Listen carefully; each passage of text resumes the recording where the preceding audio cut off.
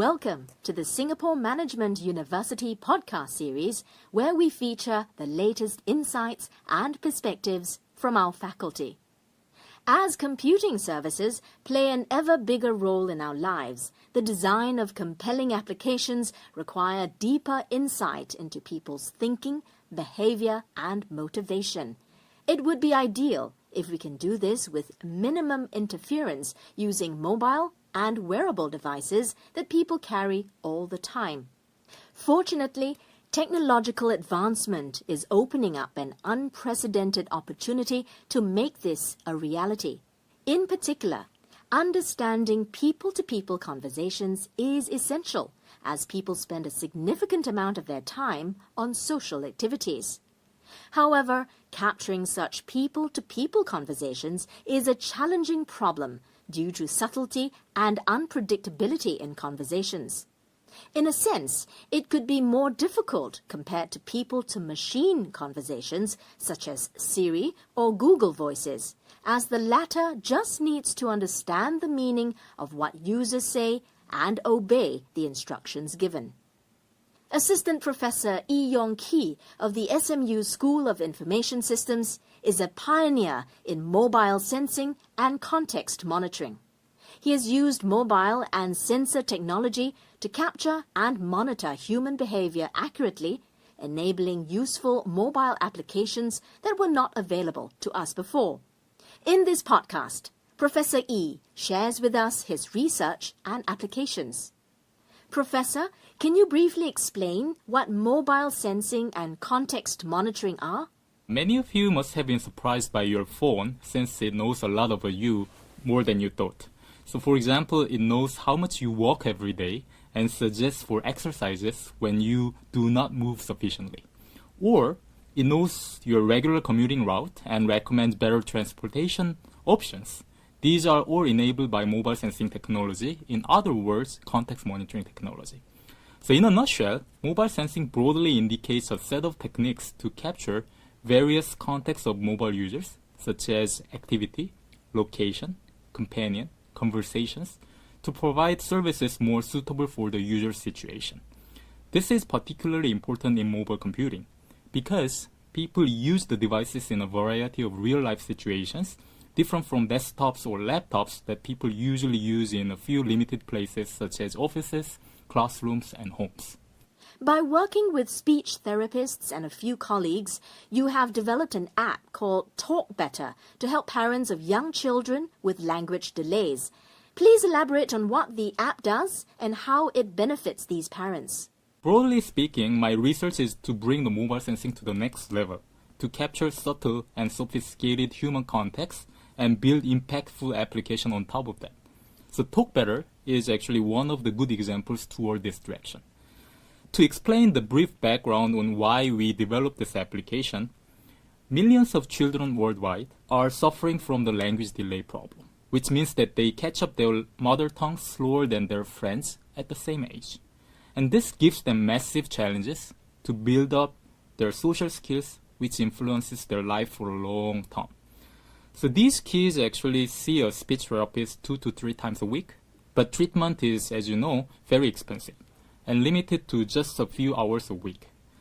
The therapist actually suggests that parents have to help their children in their daily lives as well. But this is not easy for the parents, as they have built their language habits developed for over 20 years, which is targeted for the normal people. So I and my colleagues developed Talk Better to help the parents and children. Talk Better is a mobile application that coaches parents while they talk to their child using speech guidelines set by the therapist. For example, the mother needs to talk more slowly and wait longer when her child is asking questions. When the app detects the mother is talking too fast or isn't patient enough to listen to her child's response, it will give a gentle reminder like, oh, you are not following the guidelines. Over time, this will help her to modify her behavior and help the children better.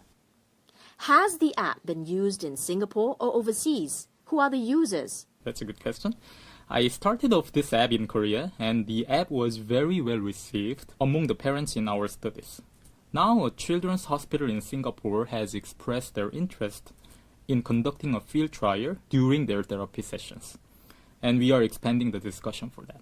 So when we developed this application, I and my colleagues were initially very concerned that parents wouldn't like this application and we do not get any users. And also the therapists we worked with were very much concerned because it's being used at home without the guidance of the experts. However, I was very surprised and also encouraged as many parents gave us positive feedback. They can only get 2 to 3 hours of worth of help, as I mentioned, from the therapist, and they are left all alone at home. Even with this early version of the application, they are very willing to try it out to help their child. I got this important lesson that I would like to share with the students.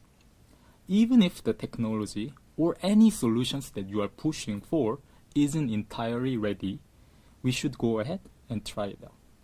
Because in many real-life situations, help from the expert is really limited and expensive as well. Your colleagues and you have developed a software called Sociophone for face-to-face interaction monitoring. What does it do? Sociophone is an underlying technique that enables Talk Better. It is a mobile software to monitor face-to-face interaction, in particular, turn-taking behavior during conversation.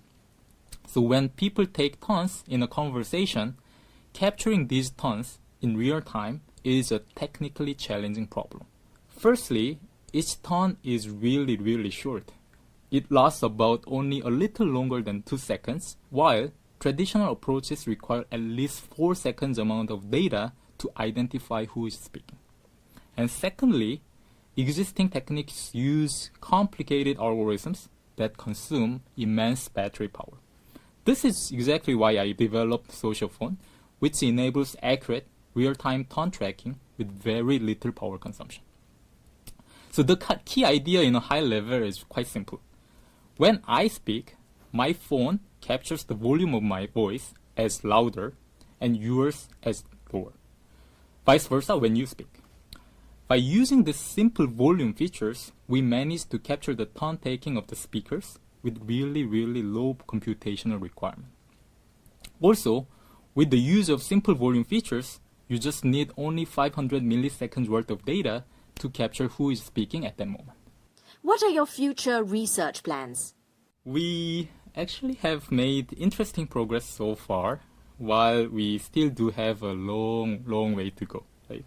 My senior PhD student, Kenny, and I are looking at other dimensions of human conversations, such as non-verbal cues.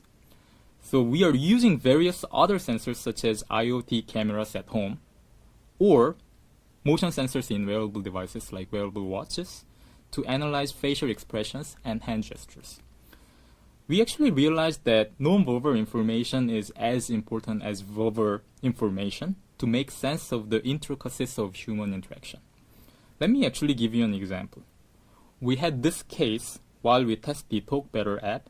A child actually asked a question to the mother, and the mother didn't respond verbally. But she nodded her head like this and made eye contact with the child. However, Talk Better still issued a warning anyway, which was a false alarm, because it could not catch the non-verbal information from the conversation. Kenny and I are trying to fuse various sensing technology together to understand human interaction from a holistic point of view. So we expect this extended sensing capability can help the children and parents better. Other than this, I'm also innovating various mobile sensing technology to capture other human behaviors to build useful context-aware applications in various real-life situations. Thank you, Professor. Thank you.